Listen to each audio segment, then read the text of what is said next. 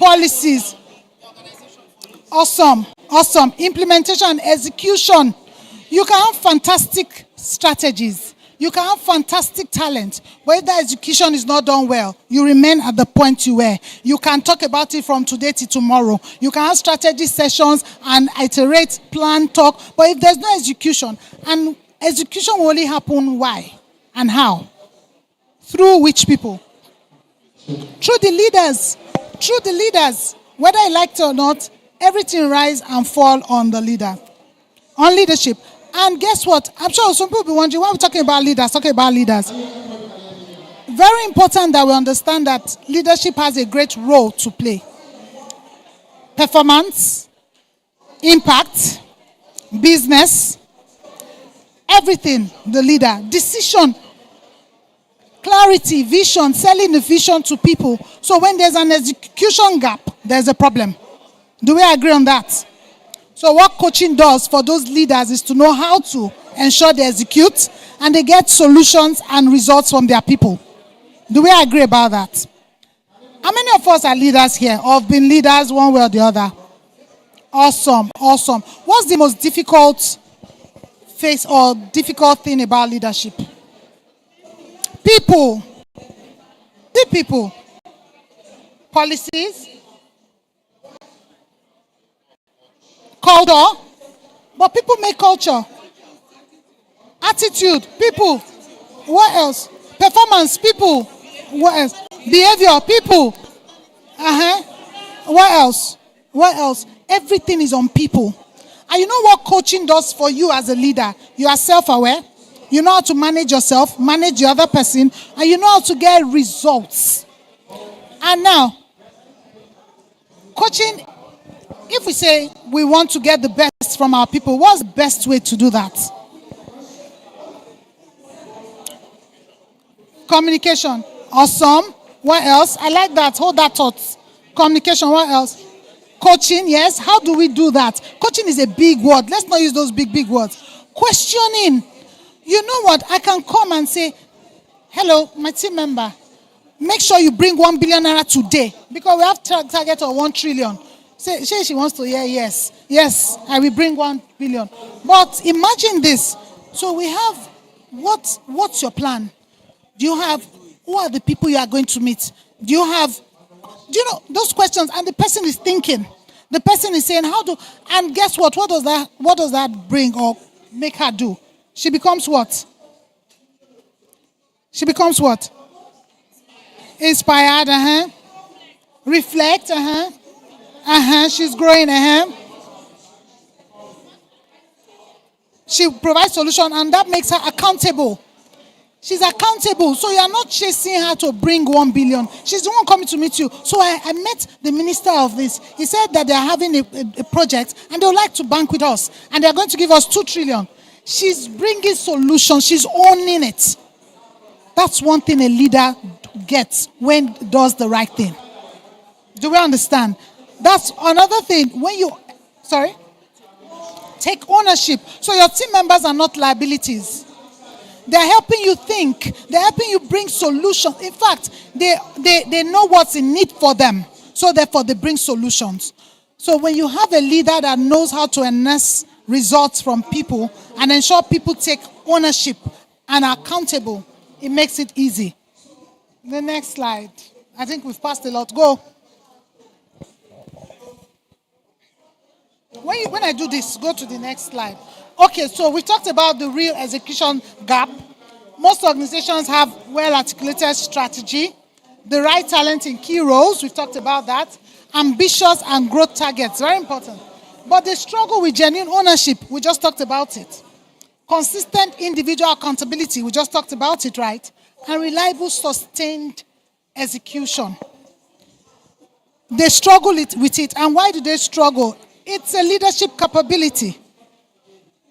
Being able to execute as a leader is a capability you have, right? And that's what we're going to talk about today.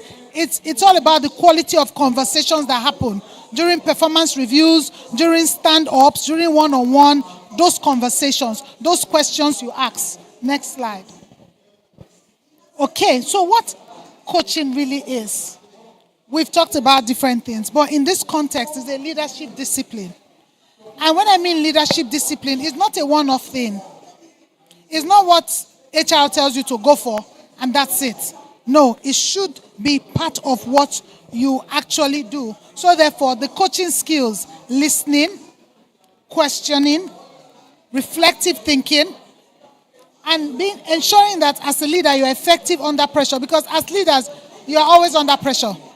Target pressure, human pressure, but you must be self-aware and know how to manage yourself. Then coaching is a way of engaging people. That's when we talked about questioning, making them accountable. Those conversations, exactly taking ownership, very important. Then we talked about ownership. So when leaders coach effectively, not tell, not direct, but coach effectively. Now, even if you are not a certified coach or you are not a trained coach, but you have coaching skills. Now, what are those coaching skills? Listening, deep listening. You know, we listen with emotional intelligence, seeking clarity with the type of questions you ask. And you know, at times, as a coach, you can't ask yes or no questions. If you have to, you use them very guidedly. Because if you say yes or no, the person is going to shut down. Did you bring it? No. So what next? Especially if the person is not, no. And yes. But you don't need that. You need questions that will elicit solutions, that will elicit people telling you what they've done or what they want to do. So there's ownership, there's accountability. Right? So what's the leadership shift we are trying to have here? We're saying that when you embed coaching in the culture, that there must be a shift. There must be a shift. So it's not what you say, today I will do it and that's it. It's a mindset shift from command and control, from telling, from directing to conversations, right?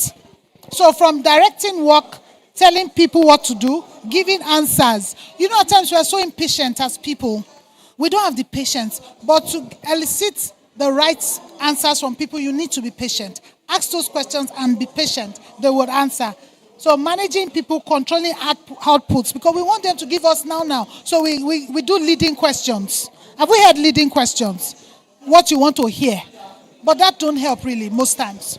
So what we want to do, the leadership shift, is to developing people. So we're investing in long-term capabilities. Now, what are these capabilities? The listening skills, the emotional intelligence, the empathy, right? All those things that will help you understand what to do. Then asking better questions to unlock others' thinking. Remember the example I gave? We have a target of 1 billion. And you're asking, so what are you doing? So the most important questions to ask, what, why, how, it elicits deep thinking. What are you doing about it? The person will take a pause and go like, what am I doing about it? Right? How do you want to go about it? The person will think, how, when, why?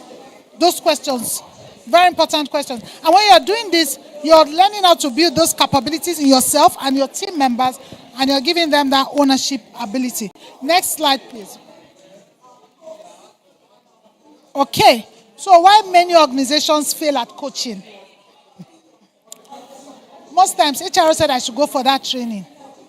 HR said I should go. So I'm HR. Yes. So I stand at the intersection of organizational effectiveness, coaching, and leadership development. So I do HR, right? So one thing we must do so that we do not fail, it must be more than a one-time intervention. Organizations must take note. And you as a person, remember what Dr. Nama said. He said that you must take ownership of your career. Even as a leader, tell yourself that I want to have those coaching skills and know how to do it. So a single workshop or coaching engagement, it's just temporary. It won't give you that lasting solution. So it should be embedded in the system. And in the system, I'll talk more about that. And it's not an executive only, so for senior leaders, no. It's for all leaders at all levels, meaning from beginning to the end, even if the person is not leading anybody yet. But we are building those leadership capabilities in them so they can lead the organization in the future. It's not an HR program because once HR sends the mail, oh, they said I should go, so I switch off, or it's time to go and rest. But really, it will fail if we look at it as an HR program. Next slide. So the four building blocks of a coaching culture. Now, I need someone to tell me about culture. Culture, culture. Who wants to help me? Culture, culture. The code, the secret code that governs interaction among people in the business. The secret code that governs interaction amongst people in the business. So she said. Unspoken or unwritten ways of doing things that has become, embedded in the workplace. Awesome. Unspoken, unwritten ways of doing things that has become embedded in the workplace. It's like an iceberg. Have we heard about that? Underneath it, that's the culture. This is the way we do it here. Even the way they dress. I once worked in an organization, the guys dress in a certain way. When you see them, you know this is because that's the way it's done. Then in that same organization, integrity is, in fact, if you're caught, maybe you put a dot where a dot shouldn't be, that's a problem. So the way things are done is culture. It's often not seen, but it's felt. The way people even talk, the way they transact, the way they treat their customers, culture. So now, in embedding culture, in coaching the organization, there are four ways we've talked about it, right? Leadership commitment. Senior leaders must model it. So therefore, senior leaders are asking the questions. They are not telling, right? They are ensuring people are bringing the solutions because they have the solutions, right? They must model it. You know, culture, senior leaders actually are the owners of culture. Other than, because if as a senior leader you're doing what you say, do as I say, not as I do, people look at you and they do what you do, whether you like it or not. So senior leaders must be committed to it and model it. Then managers as coaches. So there's something I do in every organization. I equip managers with coaching skills. Because what happens when you do that? You get more results, sustainable results. And those sustainable results will even remove headache from you as the manager. Because your people can run on their own. You don't have to micromanage. So managers must be equipped with coaching skills, questioning, listening, empathy, self-awareness, and they'll be held to that standard. So the system integration, now this is very important. You cannot have coaching as a standalone. It's not an intervention. Don't treat coaching as an intervention. It should be part of everything that works in the system. Performance management, one-on-one, talent management, everything we do, leadership development, coaching must be in it. It's not an intervention. So talent reviews, performance circles, onboarding.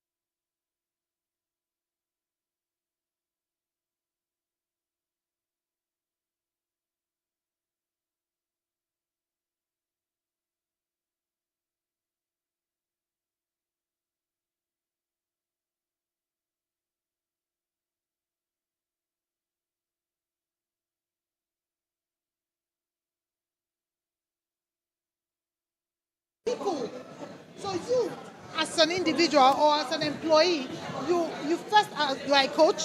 You can coach yourself because as coaches we're very self-aware. There are a lot of things we do and we cannot do, right? Then you can then be able to coach the others or get the best out of people. Thank you so much. Thank you.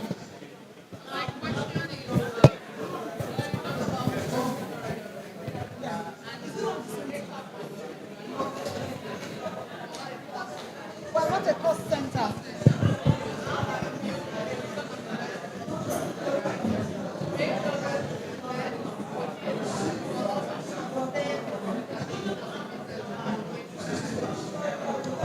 So my answer to that, at times we want to hear, don't shut down coaching.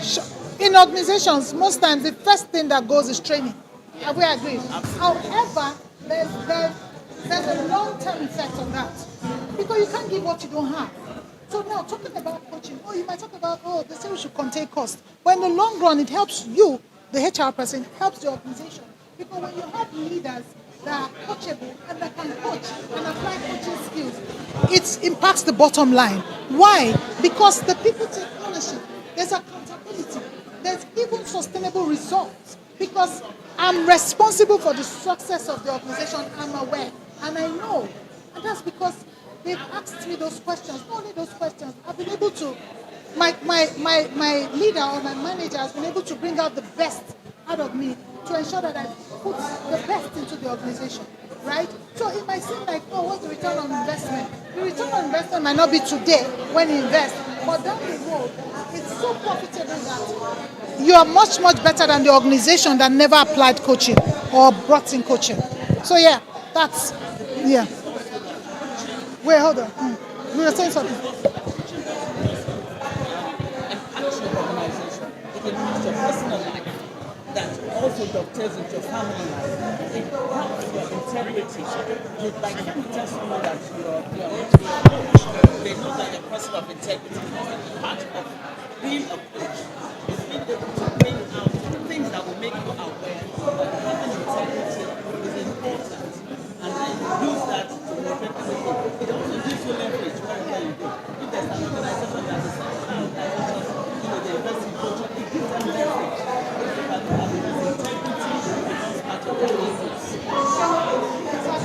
So what she has said that if apart from the money, even you, apart from it going to the organization, you as a person, you gain as a coach.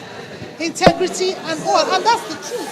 There's some, in fact, there are a lot of things that coaches cannot do. Not because we don't want to, but because we know the ethos of what we stand by. So imagine you train your leaders or all employees to have those ethos or the integrity.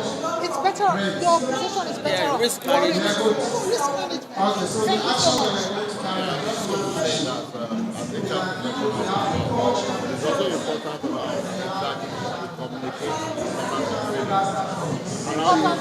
training the organization and how we report it.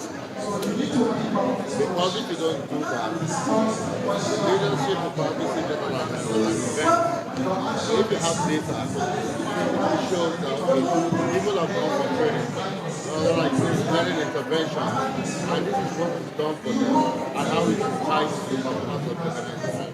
So typically when they have issues, leadership is one of the training as one of the things, areas more or less the areas of leverage on to see how you can further be able to build on the performance of the organization. So for HR professionals, you should be more competitive whenever it's done. He's saying that for HR professionals, we should be more data driven so that we're able to tell the leadership to say, this is what this will bring, right? Not with mouth, but let data speak. And truly, data really evidence-based. So this is the return on investment when we've done this. Let them see. And data actually speaks. And when you show them data, there's no argument. That's the truth. Thank you so much. Thank you. Any other Thank you very much for what you've just done earlier. So I was going to ask that if an organization was to incorporate or embed corporate coaching in their learning and development structure, what 3 key things do you think should be concretized for early start of the program? Thank you. I said, what 3 key things do you think they should have as a concrete ideas or initiative in order to get coaching embedded in their learning and development initiative? So first and foremost, what do you want coaching to do? Now, some organizations will tell you for leadership. Some organizations will say for preparing people for leadership, right? Pipeline. Some organization will say to train our managers on the coaching skills so they can get the best. So the first question it asks is, what's the objective, right? Now, I can say, because you want your, and I'm just saying, you want sustainability, you want succession planning, you want managers that can get the best out of them. So for me, what I'll say, the first 3 things. Number 1, how ready is the organization? What's the maturity level of the organization? Now, when I mean maturity level, it doesn't mean you will stay 60 years. Because if you see coaching as an intervention, it might not, that's what we talked about, it's embedding it. So 1, on how the maturity level. 2, leadership. What's the leadership understanding of coaching? Have they been coached? Do they know what coaching is other than football coaching? In this age and time, people still talk about coaching as football coaching. And it's not a joke. And the third thing is, in the organization, how do you rate employee development? Because that's very key. Remember what I said. Once there's a tight crunch, the first thing that goes is training. But an organization that understands that when you develop the employees, it translates to money. It translates to money, even if you don't get the fiscal dollar or naira now, but your people are more skilled, so they can deliver technically. They can deliver their soft skills, they are self-aware, emotional intelligence, and you have leaders for tomorrow. So those 3 things, maturity, leadership, understanding, and the way the development of employees. Does that help? Okay. The truth is that one size doesn't fit all. It's always situational, depending on the organization, what their vision is, what their leadership wants, and how, the organization wants, the way they want to go. So if it's an organization that is very future ready, very agile, very savvy, it won't be a problem for them to take it on. But if it's an old school organization, very traditional in their ways, it might be very difficult to sell. And that's when you need the data. That's when you need to then start benchmarking. These are the organizations that are doing like business, like us. And when they embedded coaching, this is how far they've gone simply because of that. This is the data to show and all of that. So if you know that you are going to go into a traditional organization, arm yourself with evidence, arm yourself with, data, arm yourself with the ROIs and all of those things that will, help that organization. That's the way you can sell it to them. Thank you. Thank you so much. Okay. How affordable is structured coaching? She says, how affordable is structured coaching? You see, when it becomes money matter. But it's affordable. Just come talk with us. Let's know what you can offer. Yeah? Let's know what you can offer, and really, we can work out something. Yeah. Yeah, that's the good thing about coaching. And the thing is, ICF, we have coaches. So come, let us know what your need is, and we will develop something for you. Yeah, for your organization. And there's even payment plan. So yeah, it's affordable, please. Coaching is affordable. Coaching is affordable. Yeah, it looks elitist, but it's very affordable. Seriously. Seriously. So please. Yeah, okay. Sorry, Thank you. For organization, just like what she said, for an organization, let's say, depends on the capacity of the organization. Now, some organizations have different metric indications like KPI. And you mentioned that coaching should start from the ground level to the top level. Now, looking at this, because to me, in some companies, or let me say some organization in today, especially in Nigeria, they have template of doing things. How can this be implemented? Thank God some of us, we have the awareness now. How fast? Because to me, I believe that it still has to go with our labor law. That every organization will have a good standard practice of this coaching, because I believe that this coaching is now a culture. So how can we go about it? Is it now for us to forward this to the, what do you call it, labor, so that they can approve this? Thank you. To be honest, it has nothing to do with labor law because it's an emotional intelligence issue. Coaching is an emotional intelligence issue. It's something that is just another way of saying part of growing your emotional intelligence is to go for coaching. There's nothing that conflicts with labor laws. It's not a labor issue. It's not as if it's welfare. Welfare is the one that can be tied to labor, you know. What is the welfare of your organization? Are you giving them HMO? Are you giving them, leave? Are you giving them this? It has nothing to do with that. It's all about your emotional intelligence, which is good. The same way you probably go for emotional intelligence, TQM, and all of those things. It's the same way. So it has nothing to do with it. It can be easily embedded. It's like EAP. You understand? It's like EAP, but so it has nothing to do with that. Thank you so much. Thank you. I like one of the words you mentioned during when you are presenting, that an organization needs to be intentional. And I think the HR need to do a much push about being intentional.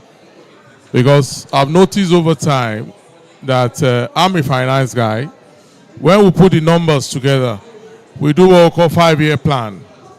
And even when you reach out to the HR people and ask them what are their numbers, they are not ever ready. I'm sorry to say that, you understand?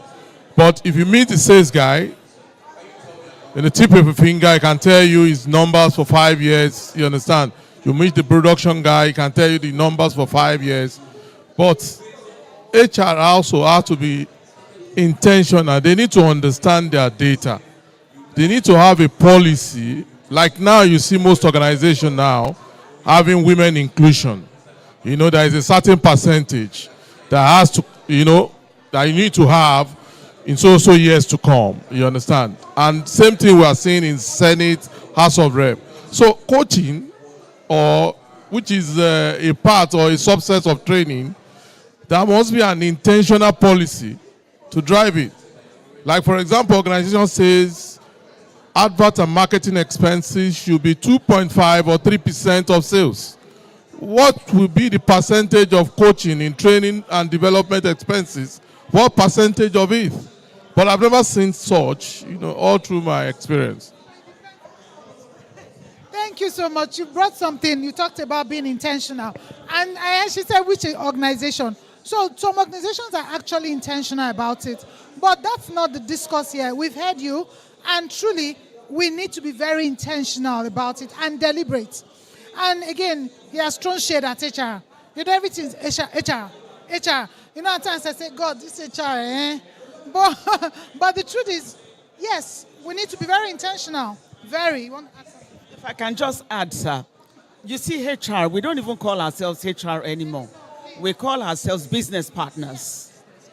We are now business partners. Do you understand? We help your business. And because we're HR now, we poke our nose into everything.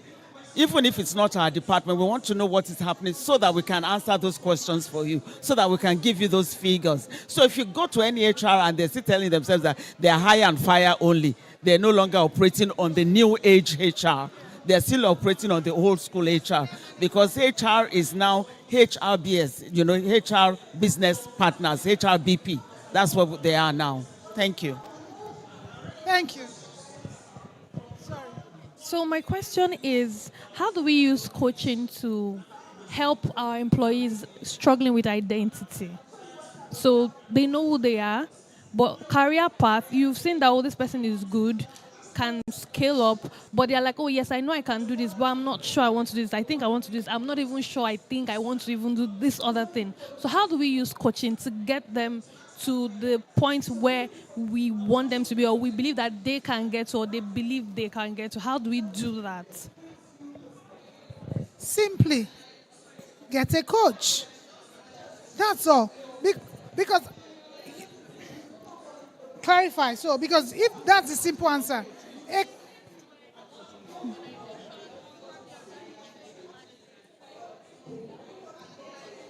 skills. Okay. So let me see now.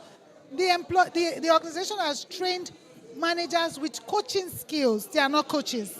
So what these employees need are coaches that would hold space, help them with clarity, be their thinking partner, right? Help them explore.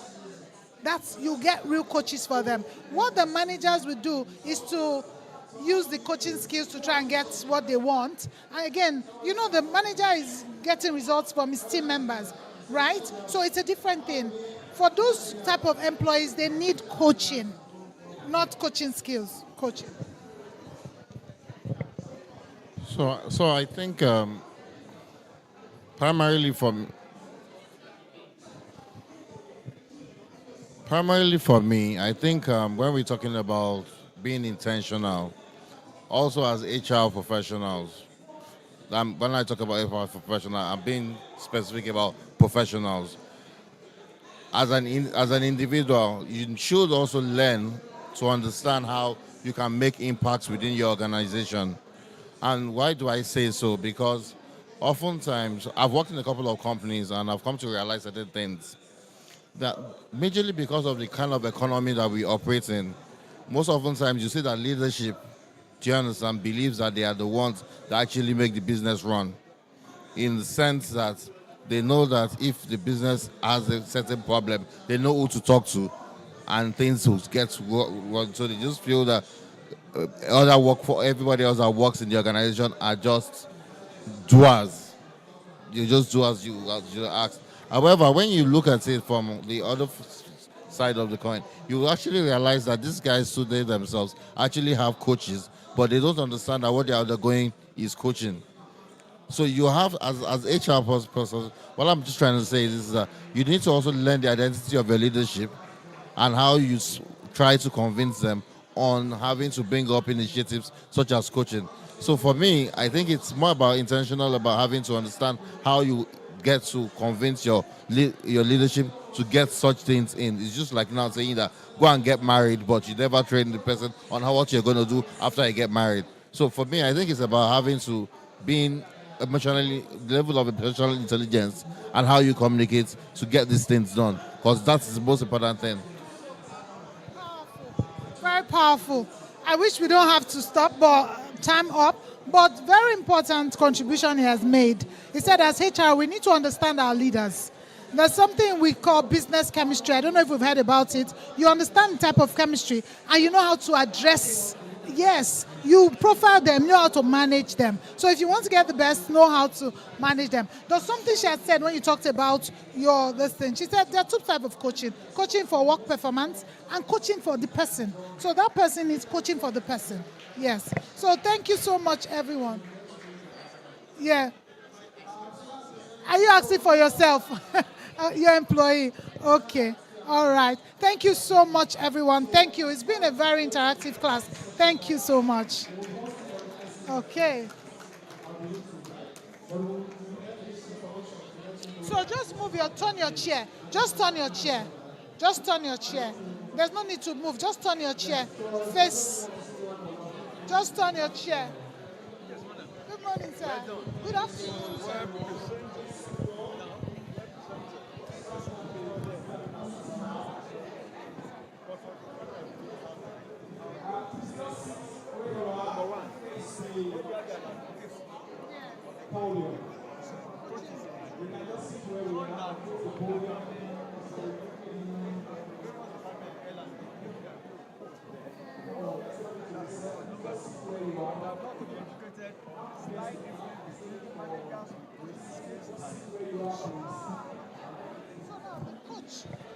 is the full person. The coach does not need to be an expert, but the coach understands how to hold space. The coach knows how to elicit questions, answers from you because you have the answer. But the coach, the manager who has been trained with coaching skills, is for the performance, to get the best. Right after that person has regards work. Let me give you my card, sir. I will get your number. Let me just get it. Yes, ma'am.